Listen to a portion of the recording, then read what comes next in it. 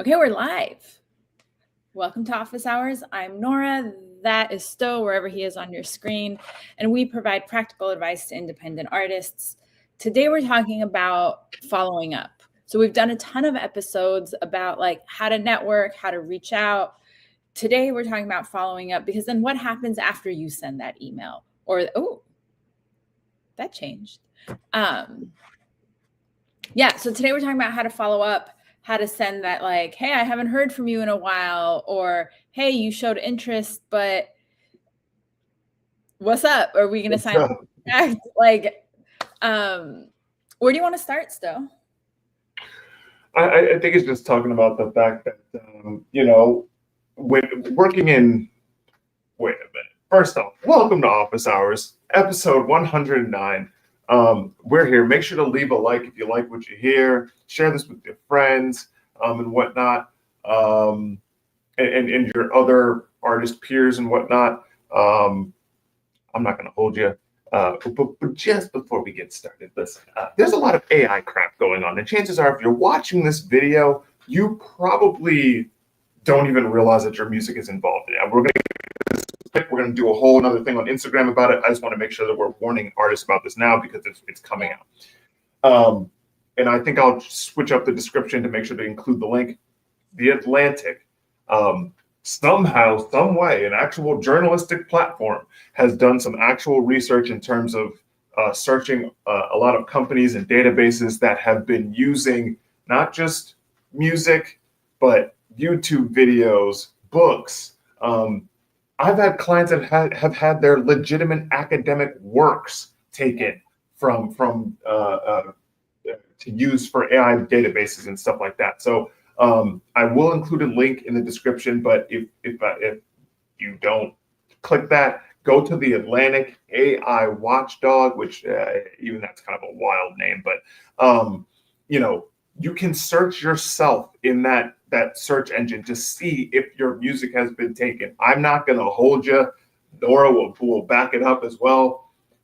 Both of us have seen our clientele base being used. I've had clients that have had over 100 songs taken and stuffed into a database and stuff like that. So yeah, go ahead. So one, I want to encourage everyone to go back and watch our episode about AI and why it's terrible and terrible and terrible and terrible. But I also want to be specific about the language. So what's happening is your music, your intellectual content, your property, like your labor is being used to train AI. So it's not like it's being removed from anything but it is being used to train AI and all the repercussions of that. Part of which is like it's being used to train AI to make AI musicians, right? Like your music is being used to replace you. But that's also, so the very minimum, what you should be doing is making sure that all your music is registered with PROs, because ideally in the future, there could be legal cases for, that's like a royalty that you deserve. Exactly. But I think that's really, really the bare minimum. And if you're not paying attention to what's happening with AI for creatives for a million billion reasons, if it's not the environment, it's what happens to our relationships. If it's not that, it's the trust. If it's not that, it's just the creative integrity, right? Like all the reasons why it's so harmful. But this in particular, what Sto's talking about is they've looked at where is the data to train AI. So I don't even want to name them. But those, whatever, like you're using, hopefully you're not using it, but every time you're using it, you become complicit in someone's art, music, YouTube channel, etc., being complicit. So we'll try to link that in the show notes and talk about it more in future episodes. But also definitely go back and I'll look it up as soon as I'm done talking, which episode it was that we talked about AI, because I think there's a lot of stuff for artists and creatives to think about in terms of pros and cons. Absolutely. And again, like the last thing I'll say is like, take a look, like search even some of your favorite artists and see how many are just being fed to train AI. It's insane. Even when I talk, the reality is I'm probably going to do a bigger interview piece on this because this is low key unprecedented. Like we haven't seen anything like it like this. And it's unfortunate how many artists don't even realize how much of their stuff is actually being taken and used. So yeah, we're going to include the link, not just to the Watchdog stuff on the Atlantic, but also our episode on AI, because we said that this was going to happen. We knew that this is what it was coming to. And so, yeah, just something to consider.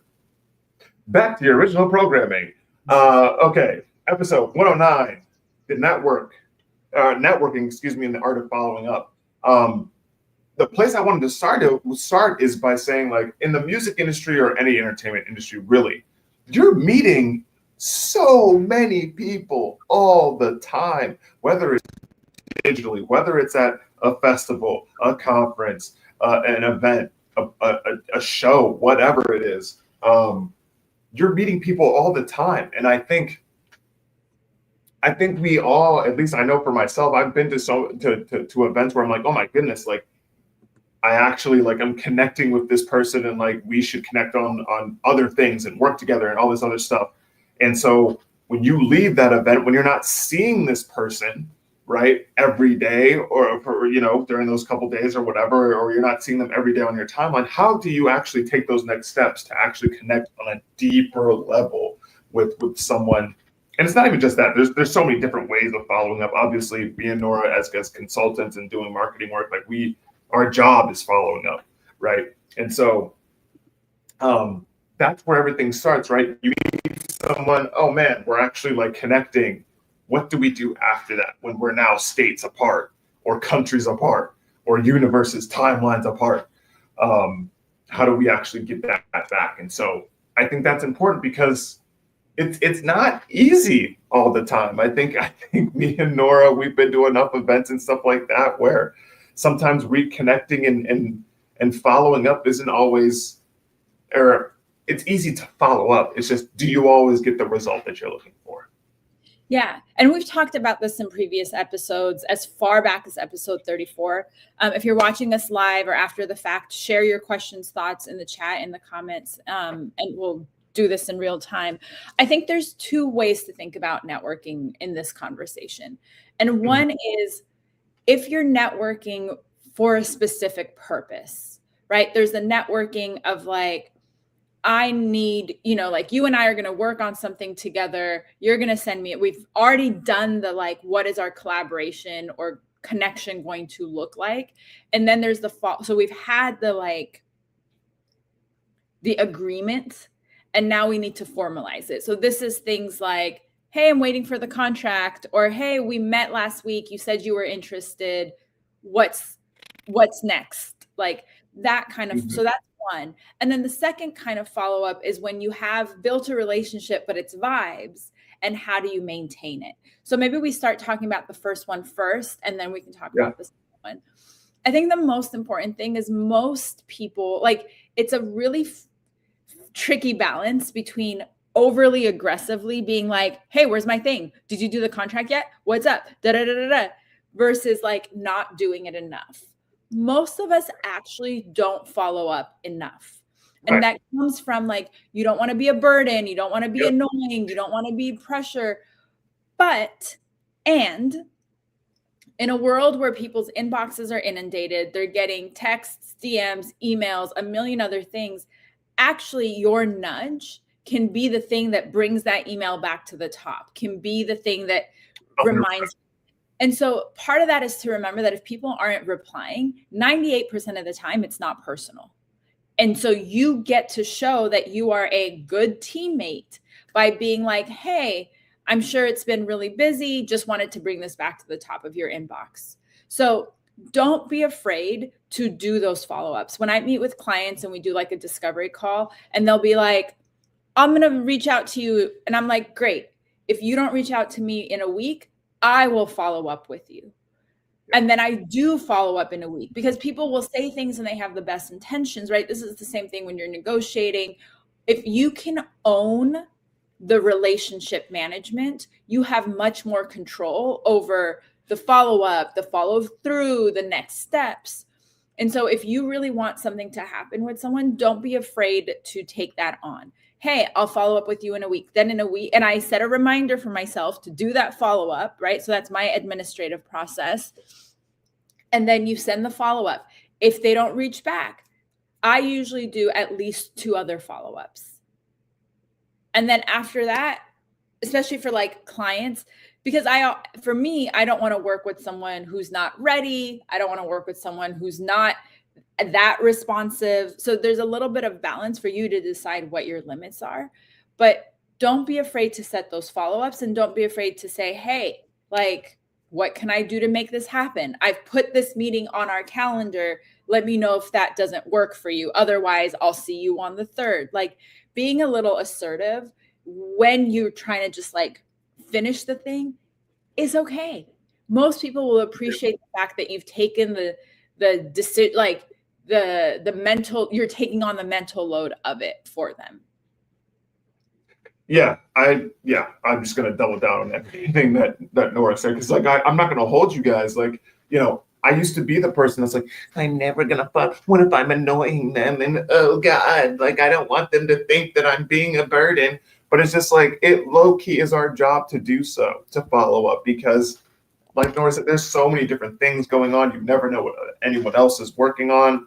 And I'll say mine's maybe about a 50-50 cut where, 50% of people are like, oh snap, like I'm so glad you followed up. Like I wasn't thinking about it. And like Nora said, I have a whole spreadsheet that I look at try to look at every single week, just to be like, okay, here are the people I'm supposed to follow up with. Because the reality is, and that's where things get complicated, and we're going to talk about this in a bit, I guess, is that like, I'll have people that are like, yes, I want to work with you for sure. And I'm like, all right, I'm going to follow up in a week or 2 or the end of the month, or et cetera, et cetera. And sometimes that can go south sometimes. And so, but at the same time, I do believe. Yeah. What do you mean it could go south sometimes? Just like I'm very big on kind of like what you said. Like if someone says like, hey, like I'm ready to go, I'm like, okay, I'll follow up in a week or so. Sometimes I can follow up and they're like, yo, like I'll follow up or I'll hit you back when I'm ready, bro. And it's like, whoa, yo, like there's nothing wrong with that, obviously, right? It just can be interesting because it's all about communication. It is the end goal, right? And so I think that when some, and even myself, I'll say this, like if you follow up and sometimes you get a little bit of pushback, I don't think that's necessarily like, hey, don't ever follow up again.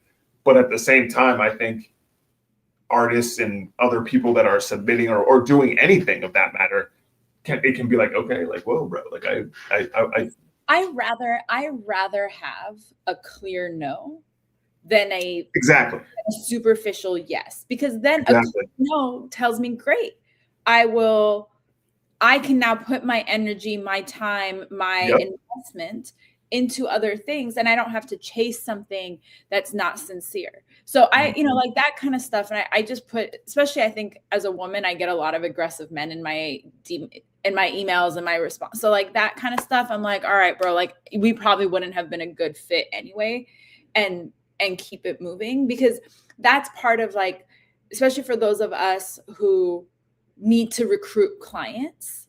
Sometimes there's an effort in like going after, there's a cost in going after a client, So I'm not mad at you for like saying no, but tell me no clear and directly so I can put my energy elsewhere.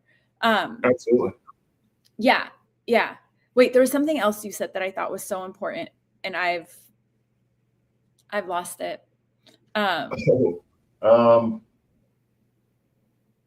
But yeah, I mean, that's the thing about like the follow-up is do as much as you feel. Oh, this is what I was going to say. So like in general, I tend to do like 1 week, unless there's like a different timeline. I tend to do 1 week and then another week and then like maybe 10 days. And then after that, I let it go.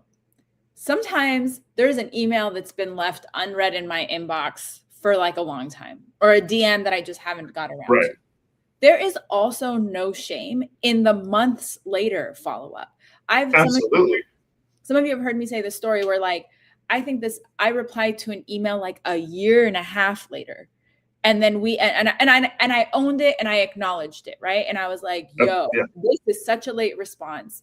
Life has been lifing and I've just fallen behind. I so apologize. This is not an indicator of how enthusiastic I am about us working together. Can we revisit this conversation? They can say no, and that's fine. Right. But I can be humble and like own, take accountability and say, can we revisit this? And in this case, they did, and we ended up having a great like partnership moving forward and stuff. And so like sometimes I think people worry about following up too much, or then they'll be like, and then I didn't follow up and it was too late. And then in a world where we're so inundated, people will appreciate a genuine, authentic human touch point over like faking the funk all the time. And so if you're going to be real, the timeline doesn't matter as much as the fact that you followed up. Just make sure you follow up. And for those of you who are like doing workshops, doing shows, like things like that, you should always at least follow up after an event. It's like back in the day, people would write like a thank you card. Yeah. And a thank you card. It doesn't have to be like y'all know I love my snail mail, but like a virtual card, a reaching out, a DM, a email blast, a recap, like make sure you do those things, because people, if they've given you their time, their energy, their labor, part of the follow-up is to say, thank you. I see you. I appreciate you. And I'm going to acknowledge that you did that for me. So that's the other piece of a follow-up. And that can be your chance to convert. That's when you can say, if you came to my workshop or you came to my event, if you didn't get a chance to buy some merch, here's the link. If you didn't get a chance to sign up for the next event, here's the link. So these people who have already shown you a lot of interest, part of the follow-up can be, this is where you start to channel them into being more that like second tier or third tier of your audience. Yeah. And again, to go back to what Nora was saying in terms of like, not just the communication that you get in terms of follow-up, like she said, where after a couple times, like there's nothing wrong. Just like, okay, hey, when you're actually ready to cook or work or connect or build on a different level, like let's talk then.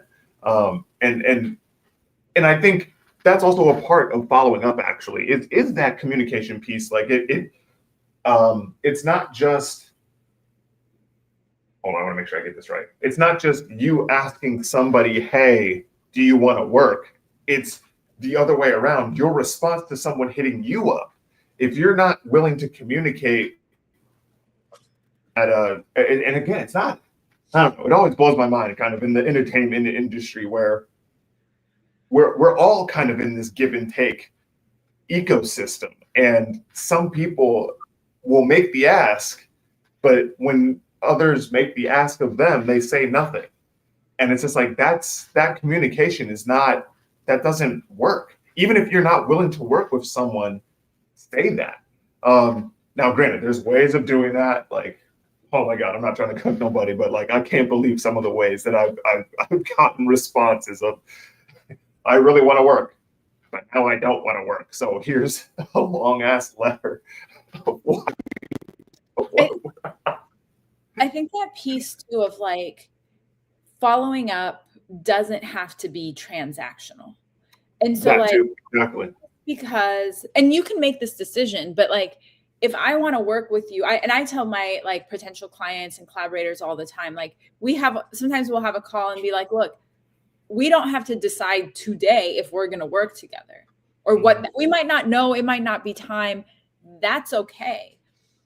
But then that's when like the work becomes, okay, I like you. There's something here. We're not sure what it is.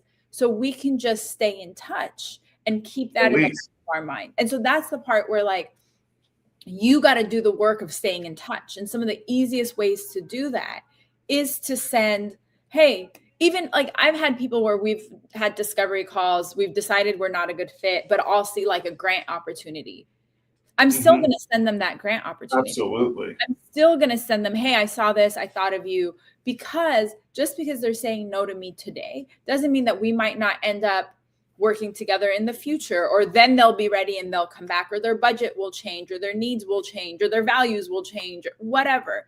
And so part of the networking and the following up piece is to continue to create those touch points when they make sense.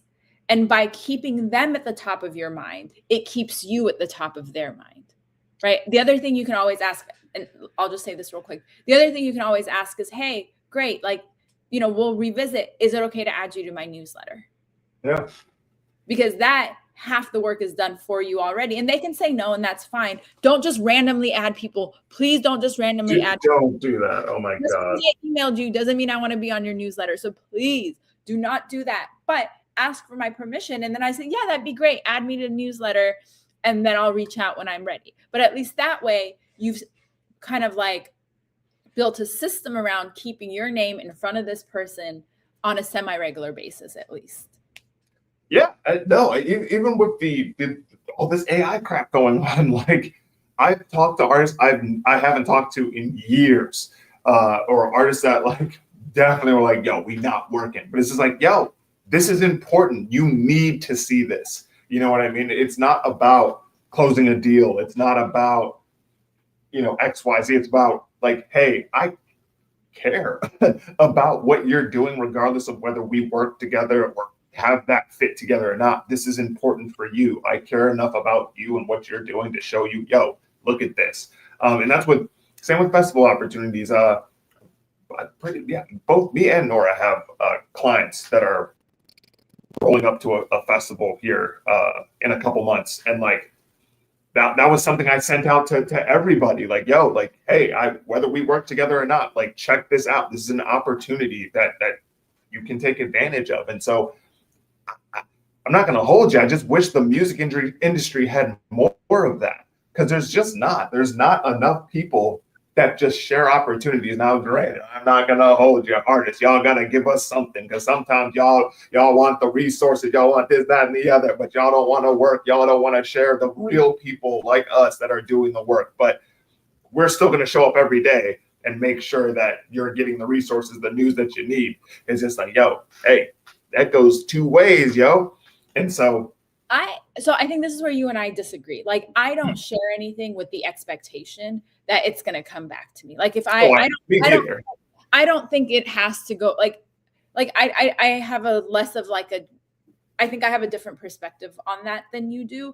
But at the end of the day, I think part of like networking is this piece of like, you're not networking in isolation. You're networking within an industry, within a system, within a culture that's relatively small. Like, I got my start in the Afrobeat space. That is a small world. Everybody knows each other or is one degree of separation from each other. Like, and so even if I don't know you, my reputation will precede me.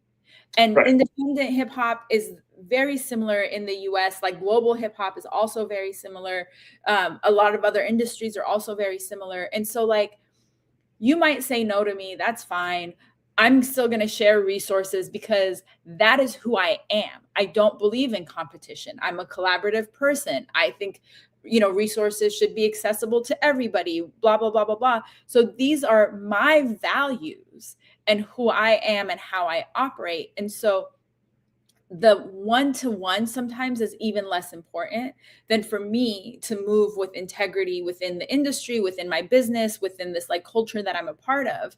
And so then when I'm networking and I meet someone and they're like, oh, I know about you, or I heard about you, or I've seen your this or that about you. And that's not to say like, oh, I'm like, people know me, but your reputation will speak for you, right? Oh, Sto's a good guy. Like, you can trust Sto. Sto's going to follow through. Or, oh, so-and-so is this. And so that's the other part of networking, that if you treat each interaction as like the beginning and end of everything, it's going to create so much pressure for you, versus realizing that you're kind of moving as part of this big picture. And yes, like the one-on-ones really matter, but so does moving as someone who's just like, who are you? How? That's your brand, right? That's your reputation.